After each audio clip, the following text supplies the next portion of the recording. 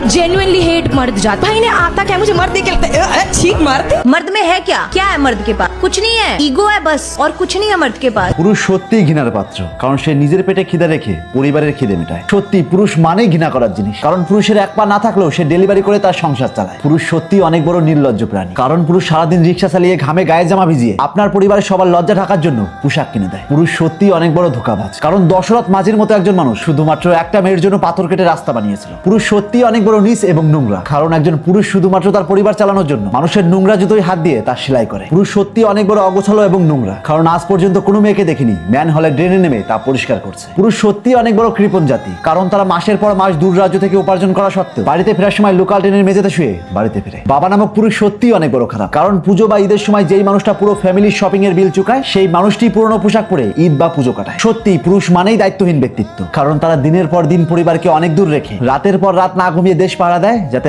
আপনি একটু শান্তিতে ঘুমাতে পারি। পুরুষ সত্যি ঘৃণার পাত্র, সবসময় চোখের জল লুকিয়ে হাসি মুখে বলে আমি ভালো আছি, তার চোখের জল দেখায় না যাতে তার পরিবার ভেঙে না পড়ে। পুরুষ সত্যি অনেক বড় অপরাধী, কারণ নিজের স্বপ্নগুলো আলমারিতে রেখে তালাবদ্ধ করে এবং তার স্বপ্নের জায়গায় সন্তানের স্বপ্ন পূরণ করে। পুরুষ সত্যি অনেক বড় নির্দয়, কারণ 45 ডিগ্রি রোদের মধ্যে কাজ করে বাড়িতে ফিরলে শুধু জিজ্ঞেস করে ভালো আছো তো। পুরুষ সত্যি অনেক বড় স্বার্থপর, কারণ নিজের শখের জিনিস না কিনে সেই টাকায় পরিবারের প্রয়োজন মেটায়। পুরুষ সত্যি অনেক বড় দোষী, কারণ সে অসুস্থ শরীর নিয়ে ছুটি না করে কাজে যায় যাতে সংসারের চাকা না থেমে যায়। পুরুষ সত্যি অনেক বড় অভিনয় শিল্পী, কারণ বুক ভরা দুশ্চিন্তা নিয়েও পরিবারের সঙ্গে হাসি মুখের কথা বলে। পুরুষ সত্যি অনেক বড় সমাজের বোঝা, কারণ পরিবারের প্রত্যেকটা সমস্যার ভার নিজের কাঁধে তুলে নেয়। আর যেই মেয়েটা বলছিল আমি পুরুষ জাতিকে ঘৃণা করি, তার উদ্দেশ্যে বলছি, হয়তো জীবনে কোনো এক পুরুষ আপনাকে কষ্ট দিয়েছে, হয়তো বা বিশ্বাসও ভেঙেছে, কিন্তু একজন পুরুষের জন্য সমগ্র পুরুষ জাতিকে ঘৃণা করা কতটা ন্যায়সঙ্গত? এই কথা বলা মানে কি পুরুষ জাতিকে ছোট করা নয়? যেই বাবা দিনরাত আপনার জন্য পরিশ্রম করছেন, যেই ভাই প্রত্যেকটা বিপদে আপনার পাশে দাঁড়ায়, যেই শিক্ষক আপনাকে মানুষ হতে শিখিয়েছে, যেই ডাক্তার প্রতিনিয়ত আপনার জীবন বাঁচাতে চেষ্টা করে, যে সৈনিক দেশের সীমান্তে দাঁড়িয়ে আপনার জীবনের নিশ্চয়তা দেয়, তারাও তো পুরুষ। যেমন সব পুরুষ ভালো নয়, তেমন সব নারীও খারাপ নয়। তাই মানুষকে তার চরিত্র দিয়ে বিচার করুন, তার লিঙ্গ দিয়ে নয়। মনে রাখবেন, যে পুরুষ জাতিকে এত ঘৃণার চোখে দেখছেন, সেই পুরুষের এক রাতের বীজ বপনের ফল